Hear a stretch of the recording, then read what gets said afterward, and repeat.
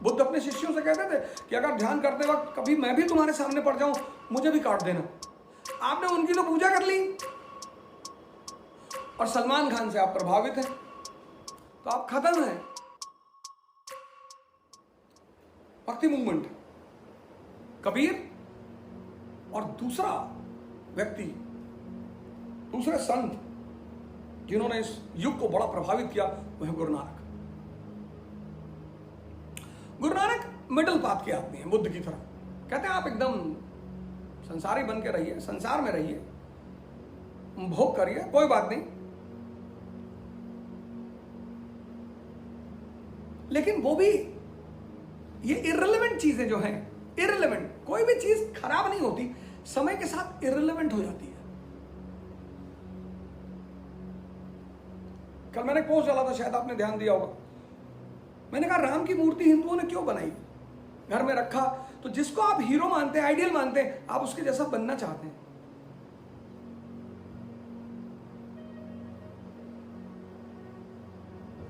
आपका हीरो आपका फ्यूचर है। तो आपने शिव भगवान की मूर्ति सामने रखी, राम की रखी, कृष्ण की रखी, तो आपके वो हीरो है, आइडियल है। आपने उनकी तो पूजा कर ली और सलमान खान से आप प्रभावित हैं, तो आप खत्म हैं।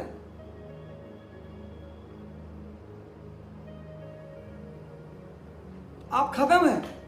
इसलिए मूर्ति पूजा को बड़ा बढ़ावा मिला हिंदू धर्म में।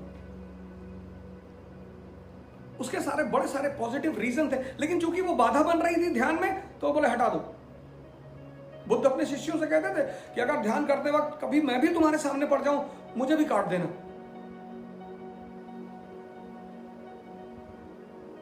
और गुरु नानक ने सबसे ज्यादा एम्फसाइज किया कैरेक्टर और कंडक्ट पे।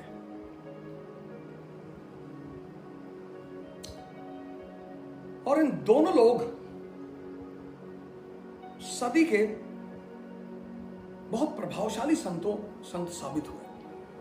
गुरु नानक देव जी के पीछे हालांकि वो कोई धर्म चलाना नहीं चाहते थे, ऐसा एनसीईआरटी लिखती है, लेकिन धर्म उनके पीछे खड़ा होता गया। उसकी चर्चा मैं कल करूंगा कि आखिर सिखिज्म एक धर्म के रूप में क्यों पैदा हुआ, कबीर के पीछे धर्म क्यों नहीं पैदा हुआ, गुरु नानक के पीछे सिख धर्म क्यों पैदा हुआ।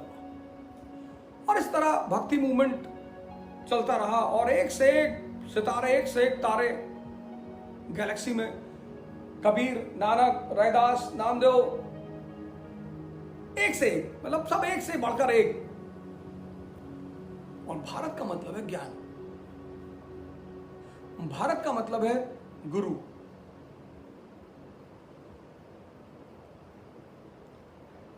भारत कभी नहीं मिट सकता, और जब तक भारत है तब तक दुनिया है। जिस दिन भारत जाएगा उस दिन पूरी दुनिया जाएगी, फिर तो कोई नहीं बचेगा, बचना ही नहीं है। ये इसलिए नहीं कि मैं यहां इस देश में पैदा हूं, इस देश के बाहर किसी दूसरे मुल्क में आज तक बाहर के लोगों ने आकर उस मुल्क के धार्मिक सुधार को आगे बढ़ावा नहीं दिया। इस मुल्क में हुआ थियोसॉफिकल मूवमेंट इन इंडिया,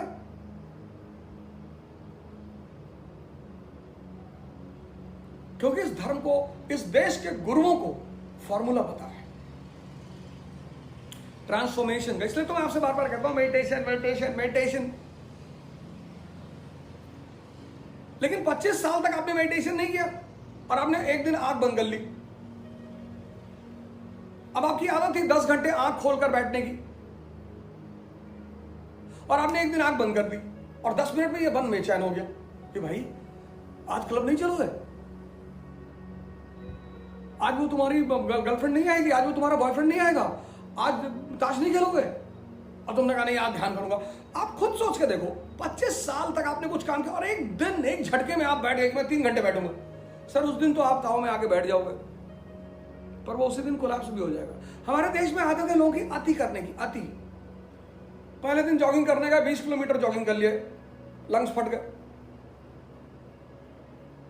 बाबा से सुना कि कपालभाति करने से रंग गोरा होता है, चेहरे पे चमक आती है और पुरुष की ताकत बढ़ती है। एक दिन में कर लिए 2 घंटा कपालभाति, किडनी पलट गई, इंटेस्टाइन इधर उधर हो गई। धीरे धीरे करिए, 5 मिनट का गोल बनाइए, फिर उसे धीरे धीरे बढ़ाइए।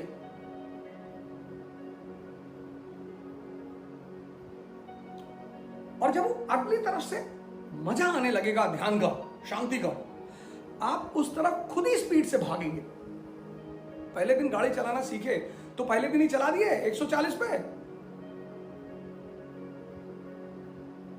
अब जब कमांड हो गया क्लच, एक्सीलेटर, ब्रेक और हैंडल पे, तो एक हाथ में थम्स अप, दूसरे हाथ में सिगरेट, और आप चला रहे हैं 120 पे गाड़ी आराम से। Gradual transformations are great transformations.